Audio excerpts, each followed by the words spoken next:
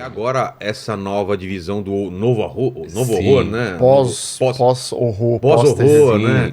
Mas isso aí deu uma sumida. Deu uma desse sumida, né? termo aí. Porque a galera Tentaram deu um emplacar, mas não hate. emplacou muito, Foi né? um jornalista que usou, e aí as pessoas falaram, é mesmo, É, né? né? Agora o terror Sim. tá diferente. Tá? Mas meio que... Terror é terror, É porque, né? na verdade, isso aí vem de pessoas que não conhecem o gênero. Porque, assim, você... Dentro do gênero de horror, assim como dentro de qualquer gênero, você vai encontrar filmes que têm uma proposta de uma pegada mais profunda, mais reflexiva, e alguns que vão ter uma proposta, às vezes, mais rasa, entre aspas, Claro. mas tá tudo bem, vão estar ali cumprindo o seu objetivo. A questão é que a gente ainda vai falar com mais detalhes aqui, né? Mas pensando principalmente no cinema norte-americano, que é o que mais influencia o mundo, existe uma grande lacuna ali onde o horror passa a ser visto como um gênero fútil, que é... A gente estava falando aqui década de 30, 40, 50, onde o que domina é o universo Dos monstros.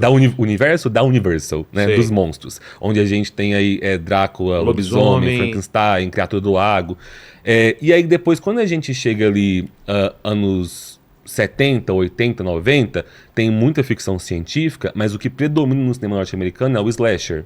O slasher, isso que eu vou falar não é uma crítica, porque é um gênero que gosto bastante, mas acaba predominando ali filmes que eram considerados pela galera um conteúdo mais raso. A maioria dos filmes era um assassino atrás dos jovens matando a galera. Exato. Né? Então, chega ali nos anos... E aí o slasher, como se populariza muito, vai tendo as famigeradas franquias que nunca acabam. Então, chega nos anos 90, né, início dos anos 2000, o terror tá tão saturado de slasher e de jovem morrendo, e do que eles chamam também de pornô-tortura, né? Os Jogos Mortais, por exemplo, sim, daí sim. pra cima, né? Sei. Que o negócio vai os filmes que o refinando. Lucas coloca no iceberg dele Torture lá embaixo. porn. Torture Sim. porn. Que aí o terror passa a ser um gênero muito mal visto pela galera, porque assim, pra que eu vou ver um filme sem história da galera sangrando até morrer, né? E aí, quando chega aí a partir de 2010 pra frente, quando a galera começa a resgatar um pouco mais essa ideia mais reflexiva, com temáticas sociais que já existiam lá no Frankenstein da Mary Shelley, que já existiam lá no Drácula, que já existia em O Exorcista e o Bebê de Rosemary. Hereditário. Eles só tão hereditário. Eles só estão resgatando algo que sempre fez parte do horror. Mas aí a galera que via o horror dessa forma mais rasa pensava, agora o horror tá diferente. tá diferente. Tem que dar um nome novo. Né? Mas felizmente, como o Lucas disse aí, ninguém mais tá usando esse termo. Entendi. Mas vamos lá na linha do tempo, então. Sim. A gente falou de década de 20, de 30. O que foi acontecendo com o horror depois desse boom desses monstros da Universal, né? Que até tentaram resgatar agora, né? Fazer um universo uma pena. compartilhado e não deu certo.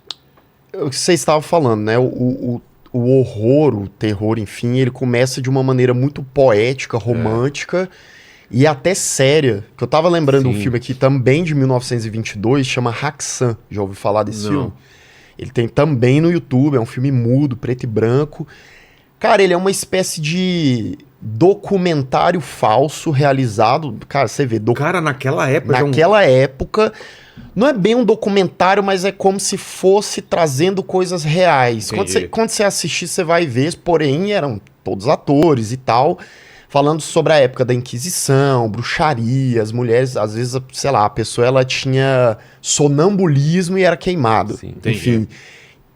E aí é muito interessante, porque eles traziam isso para um aspecto de terror mesmo, né? Então eles botam uns demônios lá, o diretor do filme se vestia de demônio, então tem umas coisas umas cenas assim bem fortes nesse filme. E aí é como o Felipe tava falando, né? Década de 30 você tem lá Frankenstein, Múmia e tal. E aí o terror ele vai abraçando outras vertentes. Ali década de 50, por exemplo, que aí a gente entra no sci-fi. Que aí a gente tem...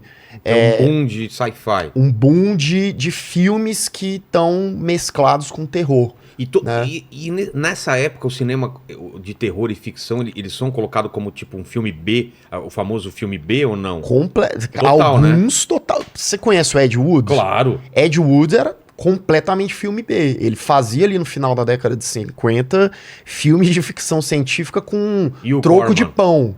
Hã? Corman, né? Como que é o... Corman. Richard. Ou de terror, como que é o... Fez uma pancada de filme.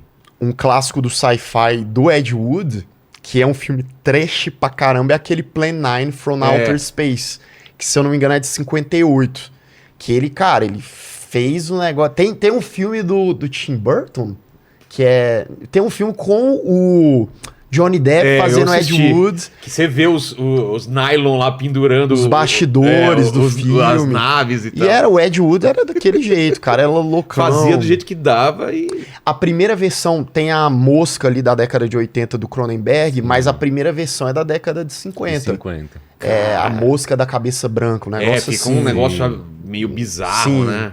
Então, o horror é legal por causa disso, porque tem essas modulações, né? Tipo assim, tem o terror psicológico, tem esse quando é coisa no corpo, assim, como que é o... Body horror. Body horror. Né? Horror,